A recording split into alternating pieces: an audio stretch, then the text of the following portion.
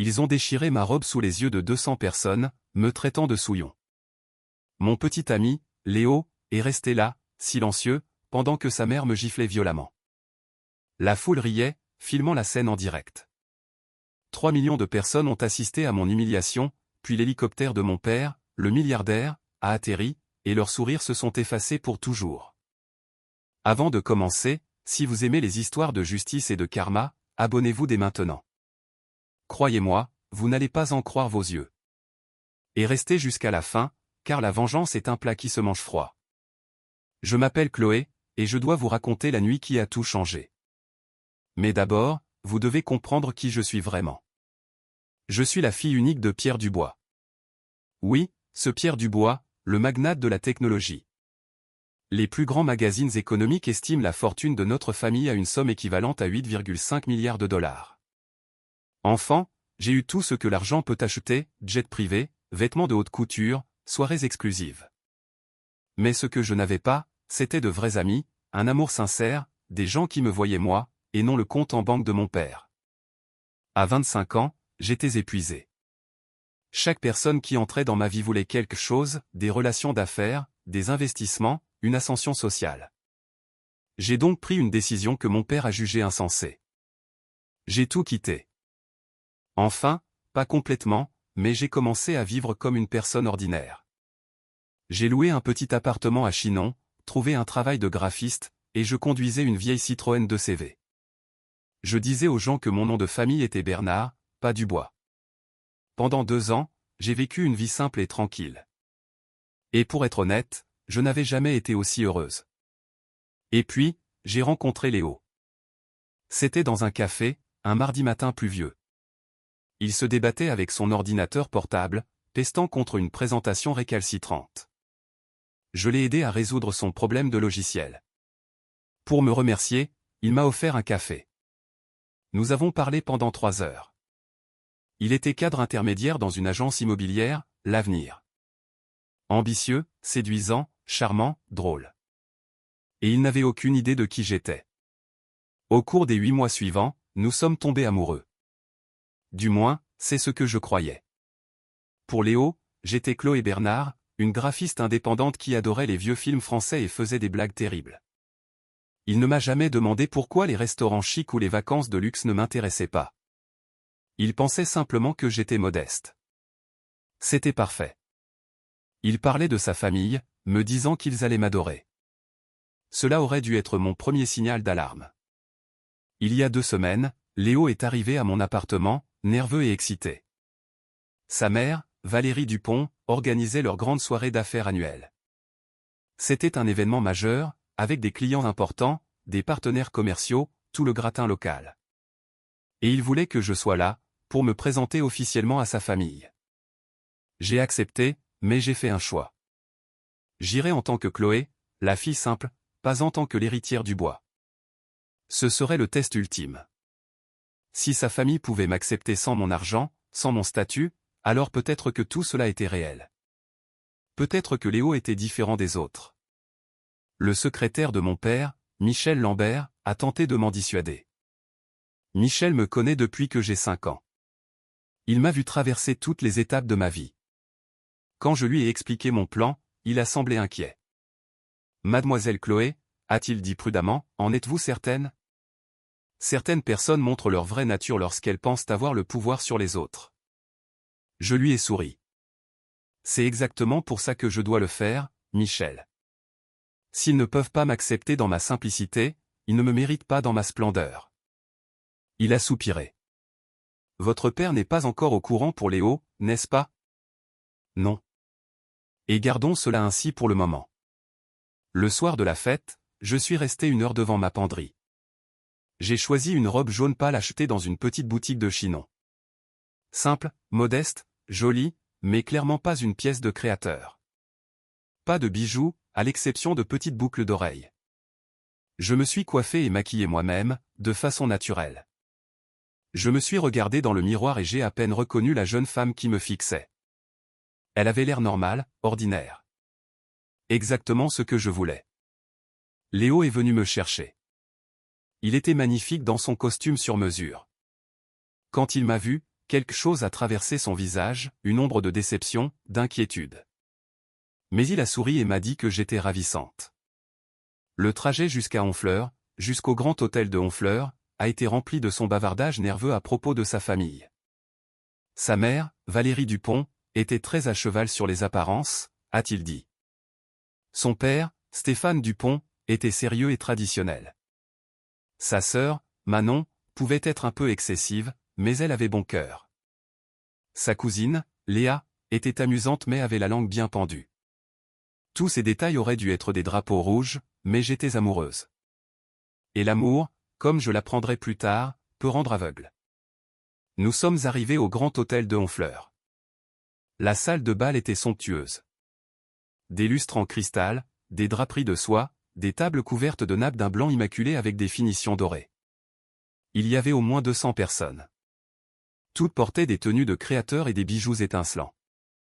Les femmes arboraient des robes qui coûtaient plus que le loyer mensuel de la plupart des gens. Les hommes avaient des montres qui auraient pu acheter une voiture. Et puis il y avait moi, dans ma robe jaune pâle d'une boutique locale. Les regards de travers ont commencé immédiatement. Les gens me dévisageaient de la tête aux pieds avec un dédain à peine voilé. J'entendais des chuchotements. La main de Léo a serré la mienne, mais ce n'était pas un geste rassurant, plutôt un geste de gêne. Et c'est là que je l'ai vue. Valérie Dupont, la mère de Léo. Elle se tenait au centre de la salle, régnant comme une reine. Elle portait une robe de créateur violet foncé, et son cou et ses poignets étaient couverts de diamants, des vrais. Sa coiffure était parfaite, son maquillage impeccable, et sa posture dégageait une arrogance palpable. Quand elle a vu Léo, son visage s'est illuminé. Puis elle m'a vu, et la lumière s'est éteinte. Elle s'est avancée vers nous. Le claquement de ses talons sur le sol en marbre résonnait. Chaque pas semblait être un compte à rebours avant la catastrophe. « Léo, mon chéri » a-t-elle dit en l'embrassant sur la joue, sans jamais me quitter des yeux. « Et qui est-ce » Sa voix dégoulinait de mépris. La façon dont elle l'a dit m'a fait me sentir comme un insecte qu'elle venait de trouver sur sa chaussure. « Maman, voici Chloé, ma petite amie. »« Chloé, voici ma mère, Valérie Dupont. » J'ai tendu la main avec un sourire chaleureux. « C'est un grand plaisir de vous rencontrer enfin, Madame Dupont. Léo m'a tant parlé de vous. » Elle a regardé ma main comme si je lui offrais un poisson mort. Elle ne l'a pas serré. « Vraiment ?» Sa voix était glaciale. « Comme c'est intéressant. Léo, mon chéri, tu n'aurais pas pu lui dire que c'était un événement formel ? On dirait qu'elle sort d'une friperie. » Les gens autour de nous se sont tus. Maintenant, ils écoutaient, ils regardaient. J'ai senti la chaleur monter à mes joues, mais j'ai gardé mon sourire. Je savais que c'était un événement formel, ai-je dit calmement. C'est en fait l'une de mes robes préférées. Les yeux de Valérie se sont écarquillés d'horreur. Préférée ? Elle s'est tournée vers Léo. Où l'as-tu trouvée, au juste ? Avant que Léo ne puisse répondre, sa sœur, Manon, est apparue. Elle avait 25 ans, elle était belle, mais son expression était la pure incarnation de la méchanceté. « Oh mon Dieu » a dit Manon d'une voix forte, en me scrutant de haut en bas. « Léo, c'est une blague ? S'il te plaît, dis-moi que c'est une sorte de canular. Tu as amené une mendiante d'une œuvre de charité à la fête de maman. » Maintenant, les gens regardaient sans se cacher. Certains avaient leur téléphone à la main. Je les voyais essayer de prendre des photos. Léo se dandinait maladroitement. « Manon, arrête. Chloé est ma petite amie. »« Et alors ?» a aboyé Valérie, élevant la voix. « Tu as pensé qu'il était approprié d'amener quelqu'un qui n'a manifestement pas sa place ici ? Regarde là, Léo. Regarde cette fille. Elle n'est pas de notre monde. » J'ai eu l'impression d'avoir été frappé, mais je suis resté droite, gardant ma contenance. C'est un test, me suis-je rappelé. Leur vraie nature se révèle. Avec tout le respect que je vous dois, Madame Dupont, ai-je dit doucement, je ne suis peut-être pas riche, mais... Riche ? A ri Valérie. Un rire sec et cruel. Ma chérie, tu es clairement pauvre comme Job. Tu pues le désespoir. Tu as trouvé mon fils qui a réussi et tu as cru avoir gagné au loto, n'est-ce pas ? la cousine, Léa, est arrivée et s'est jointe à l'attaque. Je parie qu'elle l'a googlé, qu'elle a découvert l'entreprise familiale. Une croqueuse de diamants classique. Les mots me frappaient comme des coups physiques, mais ce qui faisait le plus mal, c'était le silence de Léo. Il était là, ne disant rien, ne faisant rien, l'air juste mal à l'aise. Léo, ai-je murmuré en le regardant. Tu vas les laisser me parler comme ça? Il a ouvert la bouche, puis l'a refermée. Maman, peut-être qu'on devrait. Quoi, Léo? A hurlé Valérie. Prétendre que cette fille est acceptable? Faire semblant qu'elle ne court pas après ton argent? J'ai senti les larmes monter, mais je les ai retenues. Je ne leur donnerai pas cette satisfaction. Manon a tourné autour de moi comme un prédateur.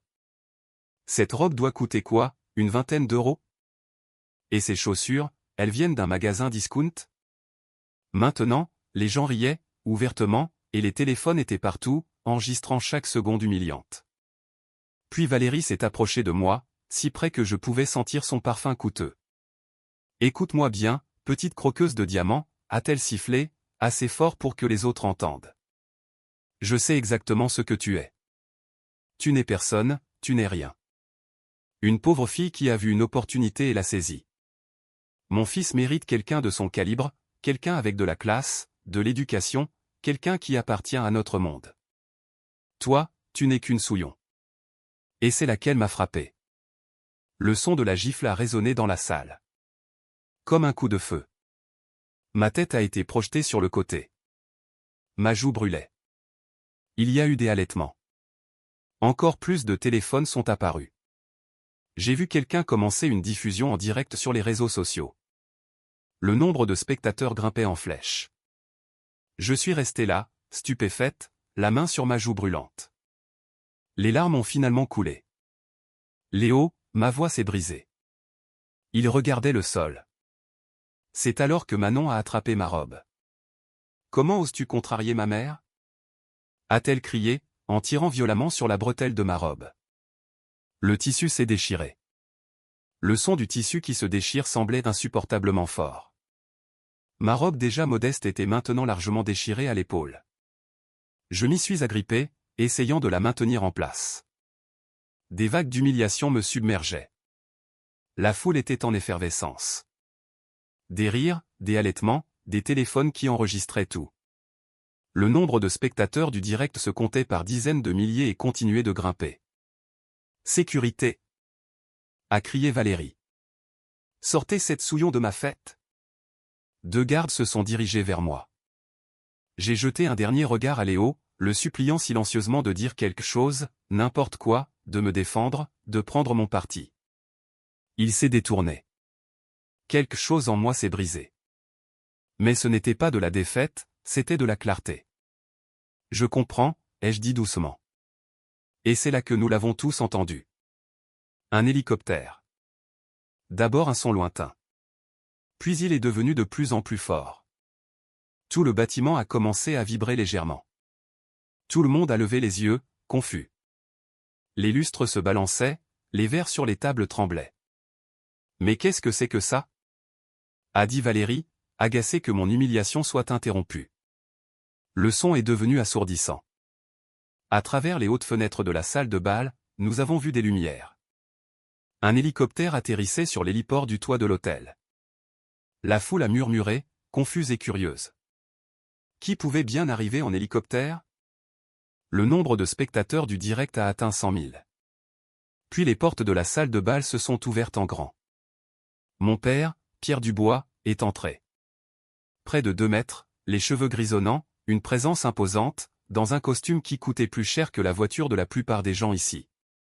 Derrière lui, 4 gardes du corps en noir. Tout le monde dans cette salle savait qui il était. Son visage était en couverture des plus grands magazines économiques. Il donnait des conférences, il rencontrait des présidents, et il avait l'air absolument furieux. La foule s'est écartée comme la mer Rouge. Pendant qu'il marchait, les gens murmuraient, tentant de le saluer, mais il les ignorait tous. Ses yeux étaient fixés sur une seule chose, moi. Mon Dieu, a chuchoté quelqu'un. C'est Pierre Dubois, le milliardaire. Qu'est-ce qu'il fait ici? Mon père s'est approché de moi, et son expression s'est immédiatement adoucie. Il a délicatement enlevé sa veste et l'a posée sur mes épaules, couvrant ma robe déchirée. « Ça va, ma chérie ?» a-t-il demandé doucement. Je ne pouvais pas parler. J'ai juste secoué la tête. Les larmes coulaient sur mon visage. « Papa » ai-je murmuré. « Je suis désolé, tellement désolé. »« Tu n'as absolument aucune raison de t'excuser » a-t-il dit fermement. Puis il s'est tourné vers Valérie Dupont. Le sang a quitté son visage. Elle avait l'air sur le point de s'évanouir. « Vous » a dit mon père. Sa voix était froide comme la glace. « Avez frappé ma fille. » La salle a explosé en chuchotements. Les téléphones étaient partout. Le nombre de spectateurs du direct a atteint un demi-million. « Votre fille » a balbutié Valérie. Monsieur Dubois. Je n'avais aucune idée. Vous n'aviez aucune idée? La voix de mon père était basse, mais elle a réduit toute la salle au silence. Donc, vous traitez les gens comme des ordures quand vous pensez qu'ils sont pauvres, quand vous pensez qu'ils n'ont ni pouvoir ni relation. Vous vous êtes senti en droit d'agresser quelqu'un parce que vous le jugez sur son apparence. Stéphane Dupont, le père de Léo, s'est précipité. Monsieur Dubois, s'il vous plaît, je suis sûr que tout ceci est un malentendu. Un malentendu? Mon père a sorti son téléphone. J'ai regardé la vidéo. En entier. Votre femme a traité ma fille de souillon. Votre fille a déchiré sa robe. Et 800 personnes regardent ça en direct en ce moment même. Le visage de Valérie est passé du blanc au gris. S'il vous plaît, a-t-elle chuchoté. Je ne savais pas qui elle était. L'expression de mon père était glaciale. Et c'est là tout le problème, madame. Vous devriez traiter tout le monde avec respect. Peu importe qui ils sont. C'est alors que je me suis avancé, essuyant mes larmes. Ma voix tremblait, mais je devais le dire. Je suis venu ici ce soir en tant que Chloé, ai-je dit, regardant Valérie, puis Léo. Pas Chloé Dubois, pas la fille d'un milliardaire, juste moi. Une fille ordinaire qui voulait voir si elle serait acceptée pour ce qu'elle est, en tant que personne, pas pour son argent, son statut ou ses relations. J'ai regardé Léo, qui me fixait, sous le choc. Je voulais savoir si tu m'aimais, moi, la vraie moi. Mais j'ai eu ma réponse ce soir, n'est-ce pas? Tu es resté là pendant qu'on me mettait en pièces, tu n'as rien dit quand ta mère m'a frappé. Tu as regardé ta sœur déchirer ma robe. Tu es resté silencieux. Chloé. Léo est tombé à genoux. S'il te plaît. Je ne savais pas, je le jure. Je ne savais pas qui tu étais. Si j'avais su. Et voilà, ai-je dit, la voix brisée. Tu t'excuses pour qui je suis, pas pour ce qu'ils m'ont fait. Si j'avais vraiment été pauvre, tu les aurais laissés me jeter comme un déchet. Tu ne regrettes pas qu'ils m'aient fait du mal, Léo. Tu regrettes juste d'avoir perdu une milliardaire. Mon père a passé un appel, mettant le haut-parleur. Michel, je veux que vous retiriez immédiatement tous les investissements de l'agence immobilière L'Avenir. Quoi? A crié Stéphane Dupont. Non, vous ne pouvez pas. Vérifiez vos dossiers, monsieur. Nous possédons 35% de votre entreprise. Nous nous retirons, avec effet immédiat. Ça va nous ruiner. La voix de Stéphane était paniquée. Vous auriez dû y penser, a dit froidement mon père, avant que votre famille n'agresse ma fille. Valérie s'est littéralement effondrée sur ses genoux. S'il vous plaît, monsieur Dubois, je vous en supplie, nous allons tout perdre. Manon a essayé de s'approcher de moi, le mascara coulant sur son visage. Chloé, je suis tellement désolé. Je ne le pensais pas. S'il te plaît, tu dois me croire. Tu pensais chaque mot, ai-je dit doucement. Tu as déchiré ma robe. Tu as ri pendant que les gens filmaient mon humiliation. Tu m'as traité de souillon. Léa se cachait derrière un pilier, essayant de disparaître. Léo était toujours à genoux, mais en le regardant, je ne ressentais plus rien. L'homme que j'avais aimé n'existait pas. Il n'avait jamais existé. Mon père a de nouveau parlé dans son téléphone.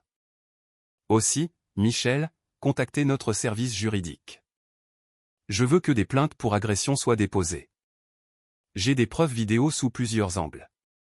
Le direct a déjà plus de 2 millions de vues. Non. A crié Valérie. S'il vous plaît, nous ferons n'importe quoi. Je l'ai regardé, les larmes aux yeux mais la tête haute. Vous ne pouvez rien faire, Madame Dupont. Vous m'avez montré qui vous étiez vraiment. Vous tous. Et maintenant, le monde entier le sait aussi. Mon père m'a pris doucement par le bras. Rentrons à la maison, ma chérie. Nous nous sommes dirigés vers la sortie. La foule s'est écartée dans un silence absolu. On aurait pu entendre une mouche voler. Léo a fait une dernière tentative désespérée. Chloé, s'il te plaît, je t'aime. Je me suis arrêté. Je ne me suis pas retourné. Tu ne m'aimes pas, Léo. Tu aimes mon argent. C'est toute la différence. Et tu sais quoi? J'espère que tu te souviendras de ce moment pour le reste de ta vie. J'espère que tu te souviendras que tu avais quelqu'un qui t'aimait sincèrement, et que tu as tout gâché parce que tu étais trop lâche pour défendre ce qui était juste. Nous sommes partis. Les portes de la salle de bal se sont refermées derrière nous. À travers la vitre, j'ai vu Valérie effondrée sur le sol. Stéphane passait des appels frénétiques. Manon pleurait. Léo était assis par terre, la tête entre les mains. Dans l'hélicoptère, mon père m'a tenu la main. Je suis fier de toi, a-t-il dit. D'avoir testé leur caractère, d'être resté droite, d'avoir gardé ta dignité même quand ils essayaient de te l'enlever. Je l'aimais vraiment, papa, ai-je murmuré. Je sais, ma chérie. Mais il ne te méritait pas. La semaine suivante a été surréaliste. La vidéo est devenue virale. Plus de 10 millions de vues sur toutes les plateformes. L'agence immobilière L'Avenir a fait faillite en quelques jours. Les noms de Valérie et Stéphane Dupont ont été détruits dans les cercles mondains. Manon a perdu tous ses contrats de sponsoring en tant qu'influenceuse. Léo a été licencié, son entreprise ne voulant pas d'une telle association. J'ai donné une seule interview, qui est également devenue virale. J'ai dit, jugez les gens sur leur caractère, pas sur leur compte en banque. Traitez tout le monde avec gentillesse, car vous ne savez jamais qui ils pourraient être. Mais plus important encore, traitez les gens avec gentillesse parce que c'est la bonne chose à faire. 3 mois plus tard, j'organisais un gala de charité pour les familles sans abri. J'étais maintenant honnête sur qui j'étais, je ne me cachais plus. Mais j'étais aussi prudente, très prudente quant aux personnes que je laissais entrer dans ma vie. C'est là que j'ai rencontré quelqu'un, un bénévole nommé Antoine. Il était gentil avec tout le monde, patient avec les enfants, respectueux envers les personnes âgées. Il traitait le personnel de nettoyage avec la même courtoisie que les donateurs. Et quand il a découvert qui j'étais, rien n'a changé. Il m'a traité exactement de la même manière. Nous prenons notre temps, très lentement, mais j'ai de l'espoir. Car cette nuit-là m'a appris quelque chose d'important. Mon père avait raison. L'argent ne définit pas la valeur. Le caractère, oui. Et les gens qui vous jugent sur votre apparence, vos vêtements, votre statut supposé, n'ont jamais été dignes de connaître votre véritable personnalité. Parfois, les pires expériences mènent aux meilleures leçons. Et le karma. Le karma est très, très réel. Je ne regrette pas d'avoir testé la famille de Léo. Je regrette seulement d'avoir perdu 8 mois avec quelqu'un qui ne m'aimait pas vraiment. Mais maintenant, je sais mieux. Maintenant, je sais à quoi ressemble le véritable amour. Il doit être courageux. Il doit prendre votre défense. Il doit vous voir vous, pas votre compte en banque. Et il ne doit jamais, jamais rester silencieux quand quelqu'un essaie de vous briser. Si vous croyez que personne ne devrait être jugé sur son apparence ou son compte en banque, partagez cette histoire avec quelqu'un qui a besoin d'entendre ce message aujourd'hui. Avec quelqu'un qui a déjà été jugé injustement, quelqu'un qui s'est déjà senti diminué par la cruauté des autres. Rappelez-vous, restez humble, restez gentil, et ne laissez jamais personne éteindre votre lumière. Votre valeur n'est pas définie par vos vêtements, votre voiture ou votre compte en banque. Elle est définie par votre caractère. Et ça, personne ne pourra jamais vous l'enlever.